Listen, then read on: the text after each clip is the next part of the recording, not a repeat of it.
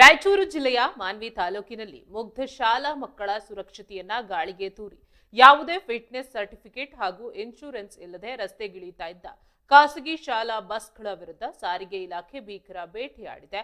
ಮಾನ್ವಿ ತಾಲೂಕಿನಲ್ಲಿ ನಿಯಮಬಾಹಿರವಾಗಿ ಶಾಲಾ ವಾಹನಗಳು ಸಂಚರಿಸುತ್ತಾ ಇವೆ ಎಂಬ ಸಾರ್ವಜನಿಕರ ದೂರಿನ ಹಿನ್ನೆಲೆಯಲ್ಲಿ ರಾಯಚೂರಿನ ದಕ್ಷ ಸಾರಿಗೆ ಇನ್ಸ್ಪೆಕ್ಟರ್ ರಾಕೇಶ್ ನೇತೃತ್ವದ ತಂಡ ದಿಢೀರ್ ಹೈ ವೋಲ್ಟೇಜ್ ದಾಳಿ ನಡೆಸಿ ಕಾನೂನು ಉಲ್ಲಂಘಿಸಿದ ಶಾಲಾ ಬಸ್ಗಳನ್ನು ಜಪ್ತಿ ಮಾಡಿ ಅಂಧರ್ ಮಾಡಿದ್ದಾರೆ. ಸಾರಿಗೆ ಇನ್ಸ್ಪೆಕ್ಟರ್ ರಾಕೇಶ್ ಅವರು ರಾಜಕಾರಣಿಗಳ ಯಾವುದೇ ರೀತಿಯ ಪ್ರಭಾವ ಅಥವಾ ಒತ್ತಡಕ್ಕೂ ಅಂಜದೆ ನಿಯಮದಂತೆ ಭಾರಿ ಮೊತ್ತದ ದಂಡ ವಿಧಿಸುವ ಮೂಲಕ ಖಡಕ್ ದಕ್ಷತೆ ಮೆರೆದಿದ್ದಾರೆ.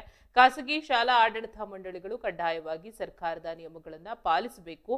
ಫಿಟ್ನೆಸ್ ಮತ್ತು ಇನ್ಶೂರೆನ್ಸ್ ಇಲ್ಲದೆ ಬಸ್ಗಳಲ್ಲಿ ಮಕ್ಕಳನ್ನ ಕರೆದೊಯ್ದು ಏನಾದರೂ ಅನಾಹುತ ಸಂಭವಿಸಿದ್ರೆ ಅದಕ್ಕೆ ಶಾಲಾ ವ್ಯವಸ್ಥಾಪಕರೇ ನೇರ ಹೊಣೆಯಾಗ್ತಾರೆ ಎಂದು ಇನ್ಸ್ಪೆಕ್ಟರ್ ರಾಕೇಶ್ ಖಾಸಗಿ ಶಾಲೆಗಳಿಗೆ ಅಂತಿಮ ವಾರ್ನಿಂಗ್ ನೀಡಿದ್ದಾರೆ.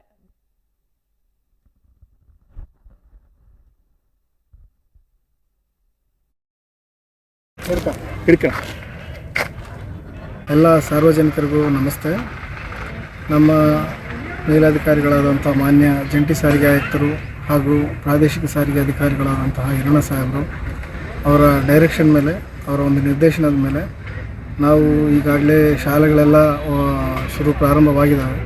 ಸೊ ಹೀಗಾಗಿ ಆ ಶಾಲಾ ವಾಹನಗಳ ಮೇಲೆ ಸ್ಪೆಷಲ್ಲಾಗಿ ಒಂದು ಪ್ರವರ್ತನ ಕಾರ್ಯಚಟುವಟಿಕೆಗಳನ್ನು ಭರದಿಂದ ಸಾಗಿಸ್ತಾ ಇದ್ದೀವಿ. ಸೊ ಇಲ್ಲಿ ರಾಯಚೂರಲ್ಲಿ ಲೋಯಲಾ ಕಾಲೇಜಲ್ಲಿ, ಲೋಯಲಾ ಸ್ಕೂಲಲ್ಲಿ ಆದಂಥ ಇನ್ಸಿಡೆಂಟು ತಮಗೆಲ್ಲ ಗೊತ್ತೇ ಇದೆ.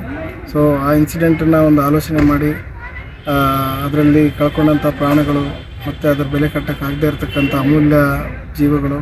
ಸೊ ಆ ಬ್ಯಾಕ್ಡ್ರಾಪಲ್ಲಿ ಎಲ್ಲ ಸ್ಕೂಲ್ಸ್ಗೂ ನಮ್ಮ ಮನವಿ ಏನಂತಂದರೆ, ನಿಮ್ದು ಯಾವುದೇ ಸ್ಕೂಲ್ ಬಸ್ಸಸ್ ಇದೆ ಅವೆಲ್ಲ ದಯವಿಟ್ಟು ಟ್ಯಾಕ್ಸ್ ತುಂಬ್ರಿ, FC ಮಾಡಿಸ್ಕೊಳ್ಳಿ. ಅದಕ್ಕೆ ಸಂಬಂಧಪಟ್ಟಂಥ ರಿಜಿಸ್ಟ್ರೇಷನ್ ಸರ್ಟಿಫಿಕೇಟ್ಸ್ ಆಯಿತು, ಫಿಟ್ನೆಸ್ ಸರ್ಟಿಫಿಕೇಟ್ ಆಯಿತು, ಮತ್ತು ಟ್ಯಾಕ್ಸ್ ಆಯಿತು, ಇನ್ಶೂರೆನ್ಸ್ ಆಯಿತು, ಪೊಲ್ಯೂಷನ್ ಆಯಿತು, ಅದಕ್ಕೆಲ್ಲ ಏನೇನು ಬೇಸಿಕಲಿ ಏನು ಡಾಕ್ಯುಮೆಂಟ್ಸ್ ಇದೆ ಎಲ್ಲ ಡಾಕ್ಯುಮೆಂಟ್ಸ್ನ ನೀಟಾಗಿ ಅಪ್ಡೇಟ್ ಮಾಡ್ಕೊಳ್ಳಿ. ಗಾಡಿಗಳನ್ನ ಸುವ್ಯವಸ್ಥೆ ಆದಂಥ ಒಳ್ಳೆ ಕಂಡೀಷನಲ್ಲಿ ಇಟ್ಕೊಳ್ಳಿ. ಯಾಕಂತಂದರೆ ಮಕ್ಕಳು ಎಷ್ಟು ಅಮೂಲ್ಯ ಅಂತೇಳಂತಂದರೆ ಅವರು ತಂದೆ ತಾಯಿ ಯಾವುದೇ ಶಾಲೆ ಮೇಲೆ ಒಂದು ನಂಬಿಕೆ ಇಟ್ಕೊಂಡು ಕಳಿಸಿರ್ತಾರೆ.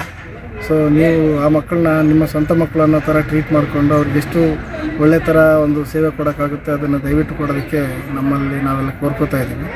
ಆ್ಯಂಡ್ ಅದ್ರ ಜೊತೆಯಲ್ಲಿ ಸ್ಕೂಲ್ ಬಸ್ಸಸ್ ಮೇಲೆ ಈ ಸ್ಪೆಷಲ್ ಎನ್ಫೋರ್ಸ್ಮೆಂಟ್ ಅಂತಕ್ಕಂಥದ್ದು ಏನಿದೆ ಅದು ಮರದಿಂದ ಕಂಟಿನ್ಯೂಸ್ ಆಗಿ ಸ್ಟಾರ್ಟ್ ಆಗೋದಿದೆ.